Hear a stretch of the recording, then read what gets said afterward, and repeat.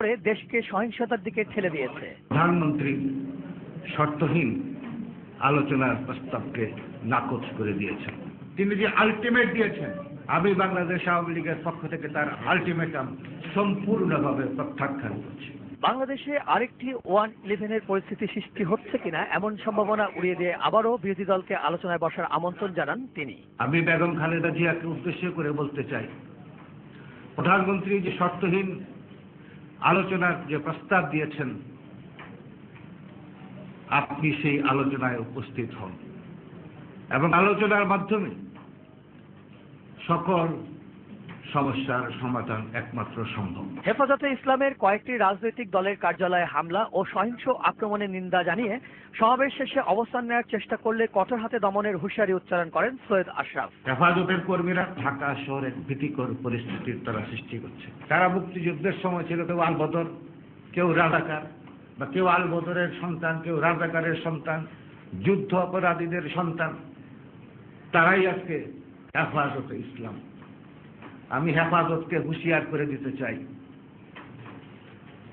সরকার কিন্তু আর বরদাস্ত করবে না। আমাদের শান্তিপূর্ণ আহ্বান কিন্তু আমাদের দুর্বলতা নয়।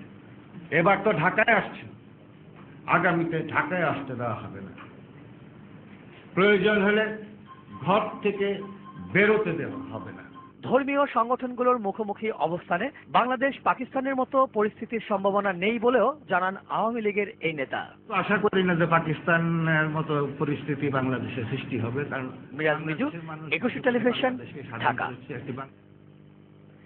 হেফাজতে ইসলামের নেতাকর্মীদের সঙ্গে পুলিশের সংঘর্ষের খবরটি প্রাধান্য পেয়েছে বেশ কয়েকটি আন্তর্জাতিক গণমাধ্যমে। পুলিশ কিভাবে হেফাজতে নেতাকর্মীদের ছত্রভঙ্গ করে দেয় সে বিষয়টি উঠে এসেছে বিবিসির প্রতিবেদনে।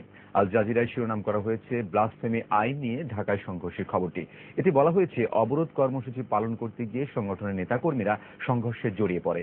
বার্তা সংস্থা এপিতেও প্রায় একই শিরোনামে সংবাদটি প্রচার করা হয়। টাইমস অফ ইন্ডিয়া জানিয়েছে অবরোধে ঢাকার বেশ কয়েকটি পয়েন্ট অচল হয়ে পড়ার খবরটি। খেলার খবর। বুলাওয়েতে সিরিজের দ্বিতীয় ওয়ানডেতে বাংলাদেশকে 6 উইকেটে হারিয়ে সিরিজে 1-1 সমতা